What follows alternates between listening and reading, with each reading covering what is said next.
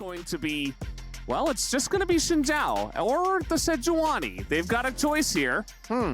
Let's see what they do land on. It's been a long time since I've seen a Xinjiao in a solo lane, gotta admit that one, but it does make a lot of sense that the Sejuani could be going towards the top side. You now have this very powerful bridge coming out from Yike in the jungle in order to put a little bit of pressure on Tian and also to make sure you have some of this skirmishing power early on in the game to get Caps and Hansama to the points that they need to be at. Ultimately, though, I gotta say, I like the top esports draft quite a bit better in this one. It feels as though they have a diverse damage profile, whereas on the other side, 369, you can build out Randuins and never die. Yike just farming up, maintains equality.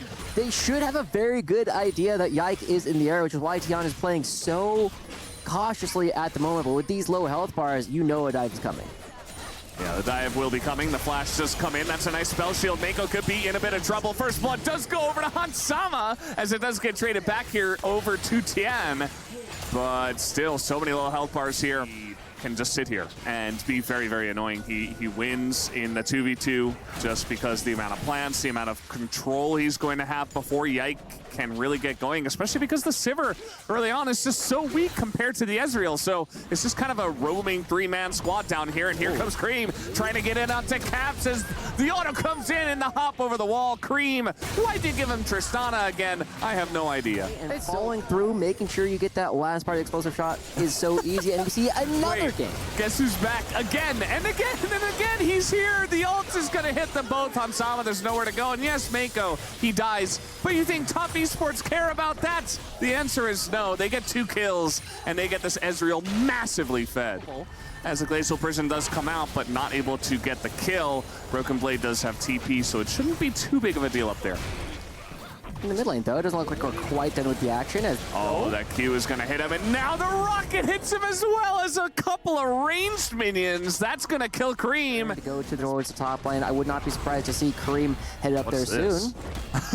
It's going to force the TP out already as 369's like, yeah, I don't really care about that. He's just looking to take down Caps. That's nice flash from Caps, though, and 369 might be punished here as that's a lot of damage. Yes, the Q3 hits Caps. Come out, and all of a sudden, they might be able to get a bit more off of this as, yeah, he just tries to crescent guard his way out of this one, but Yike will be taken down. Even a thumbs up as well as the Rift Herald is still pushing. However, G2 get baited later. Uh-oh.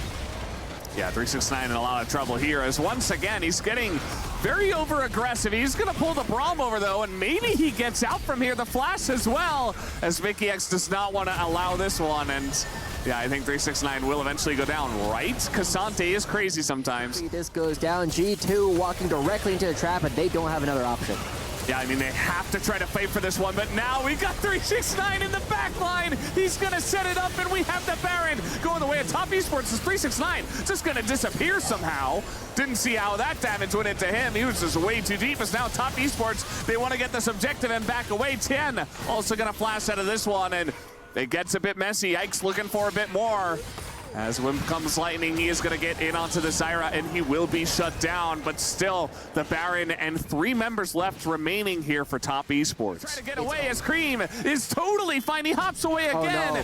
And here we got a Cassante in the backline, and that is never a good sign for the enemy team as Cream is being isolated by G2. They finally take down that pesky Yordle that is Tristana.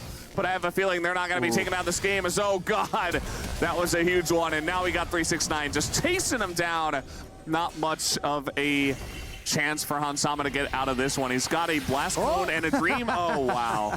Things out rather effectively as long as top esports does not have the Baron, and we are seeing a little bit of that every time Hansama steps up to the wave. Does take a chunk out of Jackie Love, and this wave, all right, they're going to try to get down on a Mako, and they do a great job of that. Nicely done by G2. Meanwhile, Cream is just in mid, and he's going to get another free objective here, another free building as down goes Yike, almost just frustrated, throwing himself into top esports as he does get kidnapped by the Cassante, and that is it's going to be pretty huge by the end of this one. It is a trade 1-for-1, but it's only the support of Top Esports that goes down, and Top Esports will not stop there. They have this massive Ezreal who is just taking people down as finally Cream decides, okay, I'm gonna try to kill some enemy champions, might as well, as he is gonna Guma Stomp on everyone on the side of G2, and this game number 1 is over very heavily in favor of Top Esports as they take down the Nexus. This was one of the most clinical games of League of Legends we have seen at the Esports World Cup, and Top Esports were in control of that game from beginning to end. They're very strong in the past, and there are some good tools to combo this with the Chain of Corruption as well as the Equalizer, where you can blow up large swaths of the board, but it feels as though you just made your game needlessly a little bit harder, because even with all these tools, the Maokai and the Kennen are going to create so much zone control that Caps and Broken Blade are going to struggle to get in. That's really the biggest issue, I think, for G2 is those two champs you mentioned. The Kennen disengage ult, fantastic. The Nature's Grasp, fantastic as well. And it can really break up your ability to find targets and actually get engages going in a 5v5 team fight. Yes, they still have great pick potential on the top side of the map to G2, but of all this is everyone just able to get out of everything. I am expecting to see, whoa, not that. Yeah, the lease right at the end of it. Cream is going aggressively in, and Caps just on the run here, but gets knocked up as the clone is going to be chased in the river. And meanwhile, down to the bottom side, here's Tan once again, and he's got Nature's Grasp. That will be the first blood given over to the Maokai. The dash out of 369, and here it is, the flash away, slicing Maelstrom immediately as Yike is under the turret. He's in a lot of trouble, and down he will go. 369 in the 1v2 will win it, but here is Caps in the top lane, and immediately he trades it back. So G2, well, it's a little shaky there at first, but they do at least trade a kill back. And Blade has overstayed his welcome. Mako looking to punish this one as he's in the alcove, and he can run around in there, but 1Q will get the job done. Even Solar Flare as well, as somehow he gets a equalizer off, actually, to push the lane back. So not half bad there. Won't take any turret damage or plates to go to... Yeah, Caps just have the Mimic Distortion. That's going to get this TP, though, out of the side of G2, as it is Broken Blade. Does not have the Equalizer, and not quite enough damage to get on top of him. Mako will respond with a Respect Flash to come out, but now Broken Blade. Awkward spot, but here comes Darrell. The engage on a 2. The Magnet Storm is huge, as everybody on the side of G2 is here, and they do collapse and get 2 kills in the mid lane. But still, a little bit of extra goal as Tiana has to run. Yeah, he has to get away from this one, as a Q could come down from Mickey X, and Tien just has to go back in. He knows he's going down here without much recourse, although here comes Cream. He's going to line up 2, and now the re-engage from the side of Top Esports. A lot of low health bars, but they can't quite get a kill. Finally, Jackie Love will get one, but he has to flash away. Mickey X, the second to eventually fall as they're diving Jackie Love in the top lane, and they will take him down. But Cream is such a huge menace on this Yone. And that is going to be the route here. Unbound Soul comes in, and Broken Blade will give the double kill over to Cream. Top Esports' mid laner. Spawning, and it looks as though G2 looking to create pressure here and push 369 away from this side of the map. Hansama's just on a ward. He has no idea as he's getting flashed on by a Maokai, but it might actually bite them back, as no, Hansama will be stunned down, and Tan is totally fine as in goes Jackie Love, and he will be gifted a double kill himself. So Top Esports, a couple of huge plays. Really and creates a big question for the rest of the game, because Top Esports, it feels as though their composition is a little bit easier to play in some ways. You have the Kennen, you have the Yone, who can both create a lot of pressure in the side lanes, and they don't ever have to get battle to G2, and they can just fight him anyway. Caps just isolated, has nowhere to go. He's going to be taken down, and the 2 carries right now are Cream and Jackie Love, and the 2 of them come together. Have the 2 items. Suddenly that W becomes, oh, it's not quite evolved just quite yet, but he is getting very close. But still, Top Esports, they have the Maokai to push things around. They also have plenty of opportunities for Cream and 369 to potentially teleport to very dangerous flanks. They will be teleporting Yone into the mid lane. But with the Dragon still spawning in about 10 seconds, Top Esports will be able to take control of the mid lane first.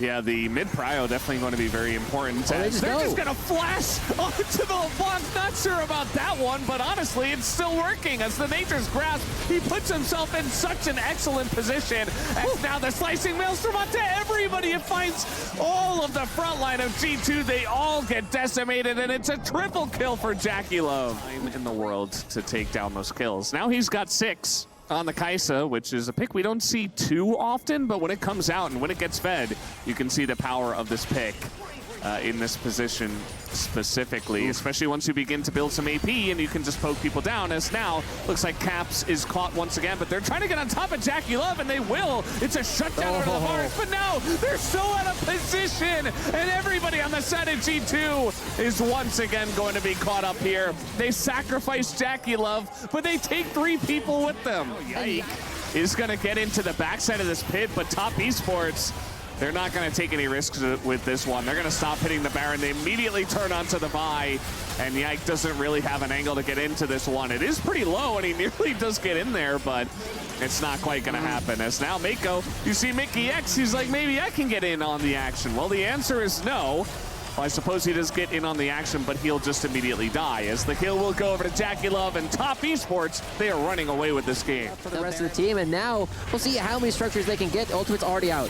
Yeah, they're just pushing forward. The Nature's Grasp going to create so much room as Caps is just flying all over the map, and now Cream is going to get in there as well. The damage to Equalizer is actually very nice, but do they have the follow-up? It looks like the answer is absolutely no, as Cream just waltzing into 4 people. He even gets away. Top Esports is going to be cleaning up the Dragon. They're going to be starting it, and Yike not even able to get to the Dragon. He just can't get in, and Mako's just the security guard right in the front. Hansama already has to cleanse before the fight even really begins. They find Yike, and he is just isolated. Down he goes. The Equalizer doesn't hit anyone, and now Top Esports gonna send it right into that back line. It is an absolute decimation as they clean them up in the mid lane, and Top Esports, they might have just booked themselves a ticket to the finals. 369 only rolling 9 so far in this game. This cannon looking absolutely monstrous, and now Top Esports, like you said, 10,000 gold in the lead, 26 minutes in. G2 have to rely on Caps to try and do something to keep this game going. Oh, and he's just being dove on as well. The Maokai, you can't get away from that, as there is no follow-up. It doesn't matter. The rest of the team is just hitting the turrets. They don't care about the LeBlanc. You see Mickey X once again desperate to try to peel off of the Nexus, but it's not going to happen. Mickey X will go down, and Top Esports, now they're just playing with their food. This has not been a close 2-0, but it is a 2-0. Top Esports will move on to the finals of the Esports World Cup.